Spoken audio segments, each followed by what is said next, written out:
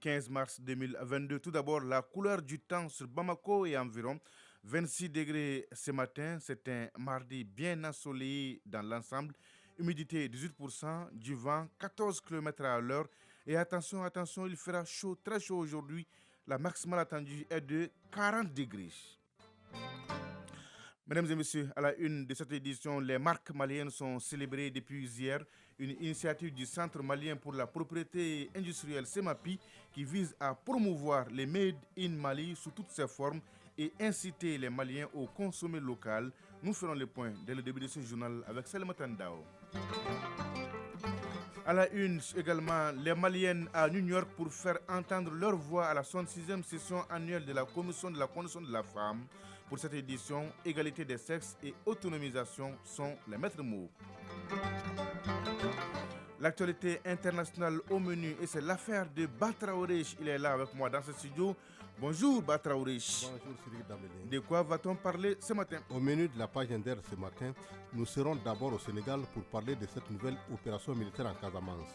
Il sera aussi question de cette attaque terroriste qui a fait 7 morts à Arbinda au Burkina Faso. Nous finirons par la Chine où plus de 5000 cas de Covid ont été enregistrés ces 24 dernières heures, Cyril Damélé. À tout à l'heure donc pour le développement. À suivre la chronique initiative citoyenne avec Ousmane Dao qui nous ouvre les portes de l'association Les Tonus de Kati. Enfin, la page des sports, c'est avec l'athlète qui ne perd jamais. Sragatou Sissé, bonjour. Bonjour, Sidi Kidambele. Est-ce que tout va bien, Sragatou? Ça va, alhamdulillah. La une de votre page. Fin de la 16e journée du championnat national de Ligue 1, l'AS Bakarian de Barawili conforte sa place de leader. Manchester United, Ajax, Atlético Madrid et Ajax Amsterdam, Benfica Lisbonne, c'est le programme de la soirée en Ligue des champions d'Europe, 8e de finale retour. L'insolite du jour mettra fin à cette page des sports. Et voilà pour le sommaire. Les jingles, juste 2 secondes et on se retrouve. Une fois de plus, bonjour et bienvenue. C'est parti depuis hier pour la semaine des marques. 7 jours pour célébrer les marques en les présentant au public. C'est une initiative du Centre malien de promotion de la propriété industrielle CEMAPI. L'objectif, c'est de faire mieux connaître les marques maliennes et inciter les Maliens à consommer ce que le pays produit. L'événement va contribuer à booster l'économie du pays et développer les activités de toutes ces personnes qui font de la créativité leur métier. Cette première édition a été lancée par le Premier ministre. Le reportage de Salema Tandao. Le Mali n'est pas en manque de marques. Il y en a beaucoup d'ailleurs. La preuve, pour le concours des meilleures marques initié à l'occasion de la semaine des marques, le jury a recensé 75 postulants. À cet événement, qui est à sa première édition, les entreprises seront plus visibles et seront édifiées sur l'importance de l'utilisation de la propriété industrielle. Bokoum Fatoumata Siragata Traoré, directrice du Centre malien de promotion de la propriété industrielle, CEMAPI. Derrière une marque, il y a une identité qu'il faut protéger et qui permet vraiment de sécuriser le patrimoine d'une entreprise. Donc l'objectif de cette semaine, c'était vraiment de célébrer les marques maliennes, montrer tous les efforts que font ces entreprises derrière en termes de création d'emplois, en termes de création de richesses. Youssouf Batili, président de la Chambre du commerce et d'industrie du Mali, CECIM. Mesdames et messieurs les opérateurs économiques, je voudrais saisir cette opportunité pour vous inviter et vous exhorter à engager au niveau de la CEMAPI les démarches nécessaires en vue de la protection de vos actifs, des propriétés industrielles.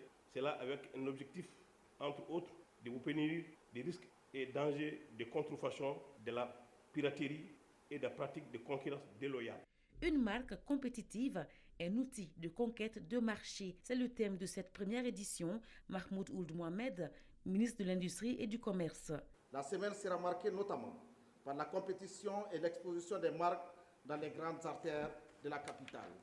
Des caravanes de promotion et de sensibilisation, des journées de portes ouvertes, des panels, des ateliers de formation, des animations et jeux concours à l'endroit du public, des émissions télé et radiodiffusion, j'en passe. Cette célébration offre l'opportunité de mettre en exergue un défi propre à notre contexte et aux enjeux de l'ère, celui de la promotion de Made in Mali. Grand consommateur du Made in Mali, surtout les produits vestimentaires, le chef de gouvernement, Dr Choguel Koukalamaïga, a une fois de plus rappelé la nécessité de valoriser ce que nous produisons. Dr Choguel Koukalamaïga, Premier ministre. Je me réjouis de la protection et l'exploitation des marques, que donc la protection et l'exploitation des marques soient pour vous un élément clé de votre politique commerciale, comme en témoigne votre forte mobilisation autour de cet événement. Cela s'illustre notamment par la croissance des dépôts nationaux de demande de titres de propriété industrielle qui ont atteint de 2016 à nos jours 1055 marques déposées, plaçant notre pays dans le top 5 des gros déposants de l'espace OAPI regroupant 17 États membres. Le respect de l'application des principes de la propriété intellectuelle dans un environnement juridique favorable à la protection de la créativité et aussi des investissements est un facteur pouvant contribuer à assainir la concurrence sur le marché et améliorer le climat des affaires. Au CICB, où soutient la rencontre, des stands d'exposition sont installés pour édifier davantage les Maliens sur les marques. Les meilleurs seront primés en fin de semaine dans différentes catégories.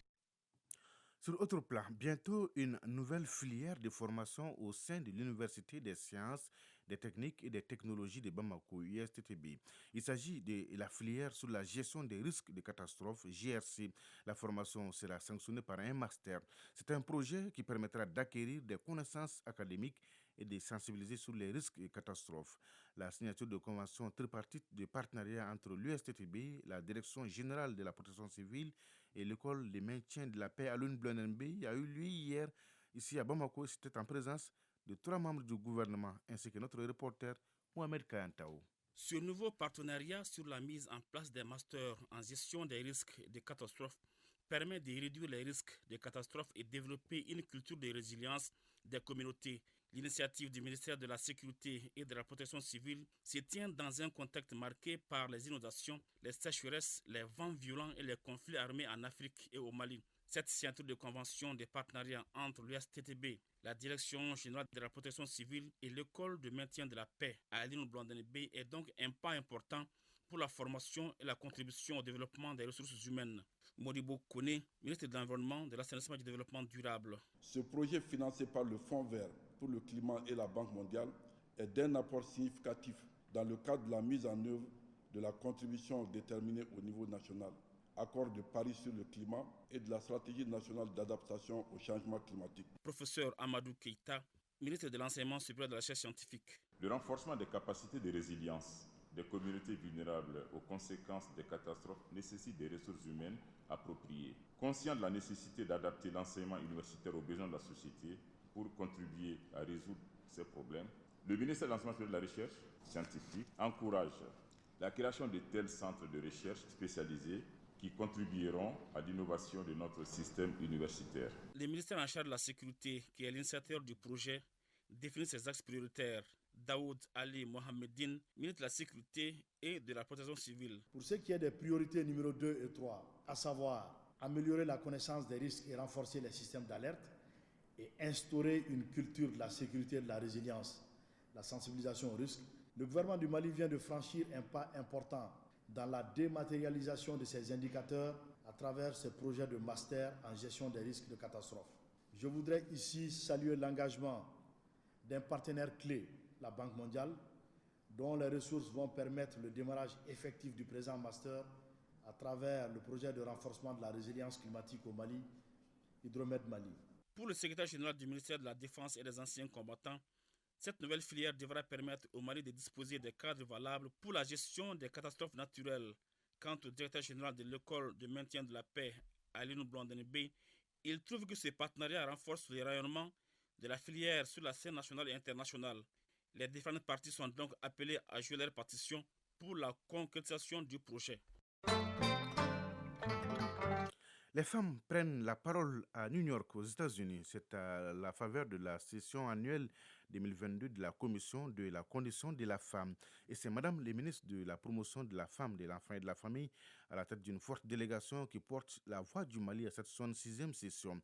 Au menu, 2 thèmes, à savoir l'égalité des sexes, l'autonomisation de toutes les femmes et filles dans le cadre des politiques et programmes relatifs au changement climatique et l'autonomisation économique des femmes dans un monde du travail en mutation. On fait le point avec nos envoyés spéciaux à New York. Barakissa Ouattara et Mamadou Sidibé. Ce lundi, à la tribune des Nations Unies, la cause des femmes est fortement défendue. Les représentants des États membres, des organisations de la société civile et des entités des Nations Unies sont réunis pour la 66e session de la Commission de la condition de la femme.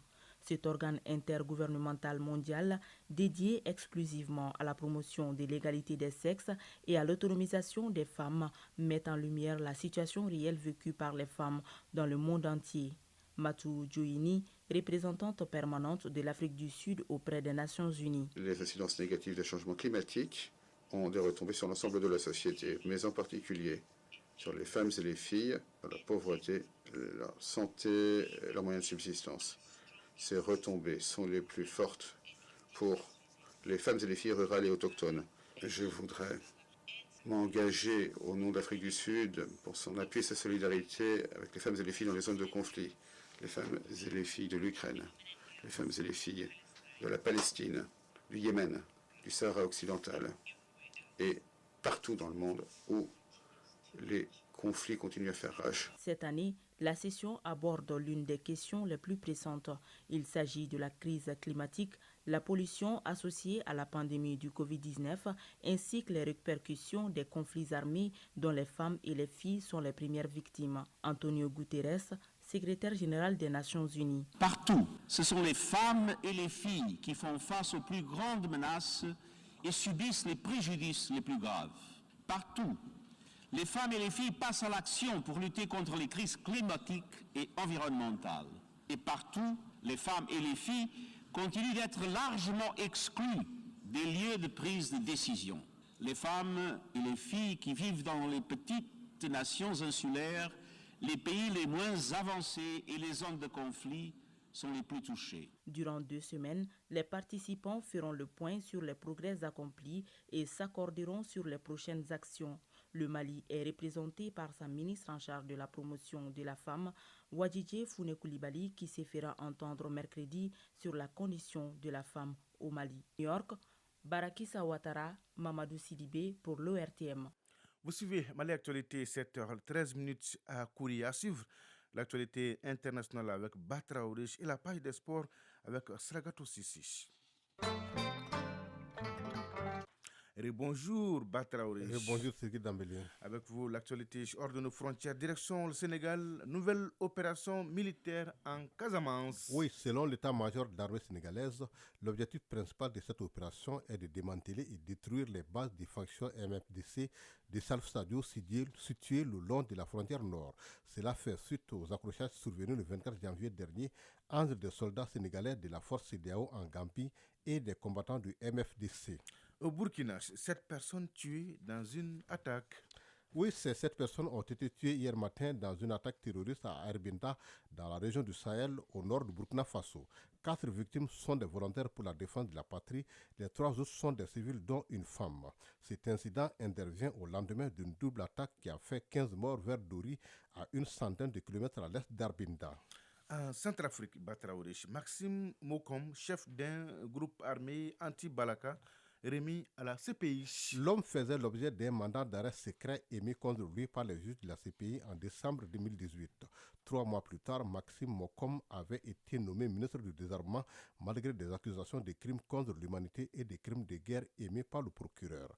La liste des crimes dont il est suspecté est longue. Meurtre, extermination, transfert forcé des populations, torture, persécution, disparition forcée, mutilation, traitement cruel et beaucoup d'autres. Et ces chiffres qui fait fraude en Chine, plus de 5000 cas de Covid en 24 heures, un nouveau record depuis 2 ans. Effectivement, la Chine a fait état ce matin de 5280 cas de Covid-19 au cours des dernières 24 heures, soit le décompte le plus élevé depuis la toute première vague épidémique au début de 2020. La Chine, où le coronavirus a été dépisté pour la première fois en 2019, était parvenue à très largement enrayer l'épidémie en recourant à des strictes mesures de confinement, mais la souche Omicron a donné lieu ce dernier mois à de nombreux foyers dans l'ensemble du pays. Que Dieu nous en préserve. Merci Chiba Traoré pour toutes ces informations.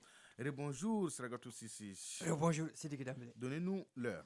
7h16 à Flaboula, région de Bougouni. On se retrouve juste après les jingles.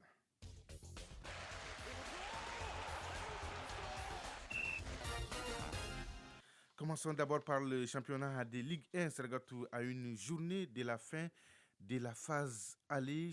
Tout roule, oui, au super. Oui, ça roule au super pour l'AS Bakardjan de Baraoulich. Oui, ce club régional continue de surprendre son monde. Après 16 journées, l'AS Bakardjan de Baraoulich est leader de la Ligue 1 avec 30 points. Loin devant le Djoliba AC 25 points plus 10, l'ASCO 25 points plus 3 et l'AS Police 24 points. L'AS Bakardjan de Baraouili est à 7 points aussi de l'Union sportive du cercle de Kita, du Stade Malien de Bamako et des 11 créateurs de Niarela, 23 points chacun. À une journée de la fin de la phase aller, l'AS Bakardjan de Baraouili marche sur l'eau et impressionne plus d'un. Ouais, tout roule là-bas. Ligue des champions d'Europe, suite ce soir de 8e de finale et retour. À Old Trafford, théâtre des rêves, Manchester United, auteur de nul 1-1 à l'aller, reçoit l'Atlético de Madrid. Les Mancuniens sont en forme à l'image de leur attaquant vedette Cristiano Ronaldo. En face, les Madrilènes, sous l'impulsion de leur entraîneur Diego Simeone, adeptes du jeu fermé, sont décidés à stopper l'élan de Manchester United. Coup d'envoi du match, 20h temps universel. Au même moment, à Johan Cruyff Arena, l'Ajax Amsterdam accueille le Benfica Lisbonne à l'aller. Les deux équipes s'étaient séparées 2-2. L'Ajax comptera sur son attaquant ivoirien Sébastien Haller, meilleur buteur de la compétition avec 11 réalisations. Ah oui, l'insolite du jour, Sergatou. Nous sommes quelque part à Bamako pour une finale de Coupe Interclub perturbée par des invités inhabituels. Oui, des invités inhabituels. Vous étiez là, vous avez tout suivi. On a hâte de savoir tout sur cette histoire, Sergatou. Alors, on contracte rapidement pour dire que le score, à l'issue du temps réglementaire, était de 0-0 parce que Fousseini Diarra nous attend. Alors, pour départager les deux équipes, la séance des tirs au but, les tireurs sont choisis. Oui. Le premier lot reçu un sans faute. Le deuxième lot, c'est-à-dire un tireur par équipe, est programmé. Le jeu de l'équipe A tire et marque. Place à celui de l'équipe B. Oui. Le jeu se lance et soudain, un troupeau de moutons venu de nulle part fait irruption sur le terrain, empêchant au jeu de tirer. Il faut du temps pour mettre de l'ordre. Le tireur a pu identifier un mouton appartenant à son grand-père. Tout le monde pensait que le jeu pouvait reprendre. Le tireur se lance et surprise, le mouton familier au jeu s'interpose entre le tireur et le gardien. Initiative citoyenne. Le développement nous-mêmes. Où était le berger dans tout ça? L'association Le Tonus a fait du bien-être de la population son credo en multipliant les initiatives de développement de lutte contre le chômage des jeunes et l'autonomisation des femmes dans plusieurs localités du pays. Cela depuis sa création en 1996. Basé à Cati, Le Tonus, pour atteindre ses objectifs, travaille beaucoup avec des ONG italiennes et espagnoles.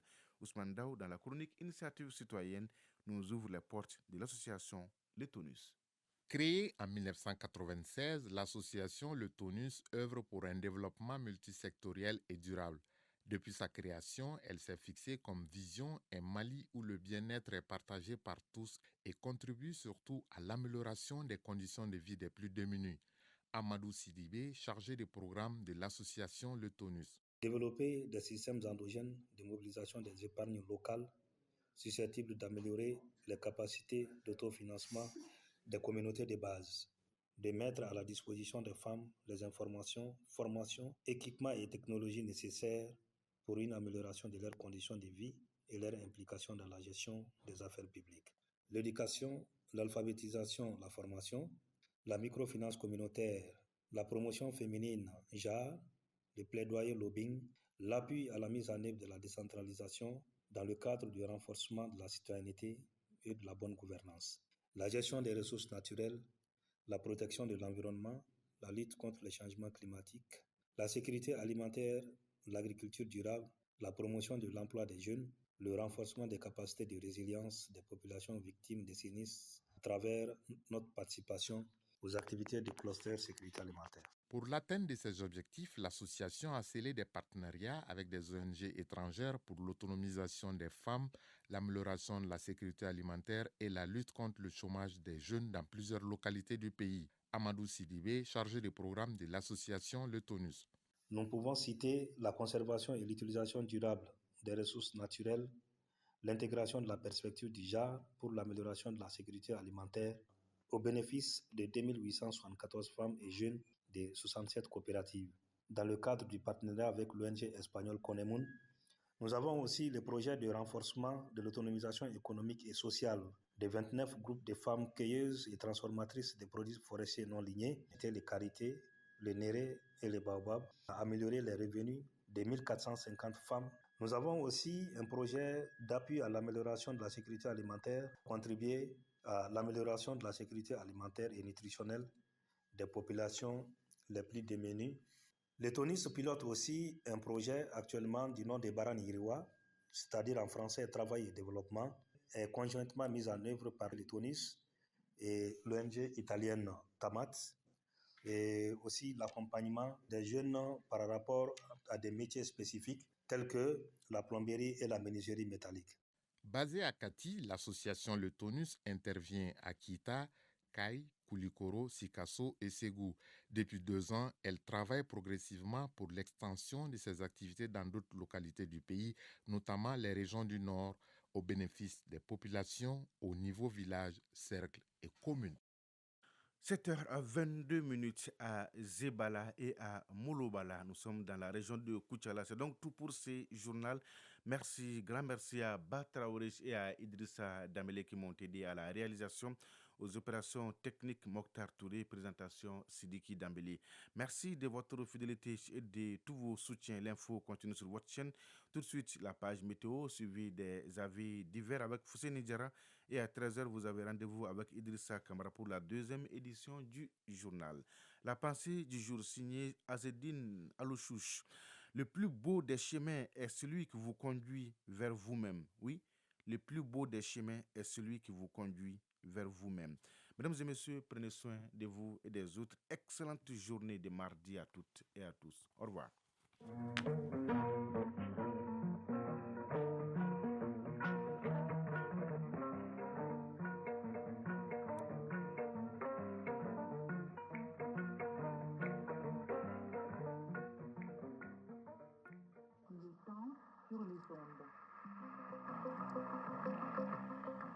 Le temps sur les ondes, la météo est avec vous.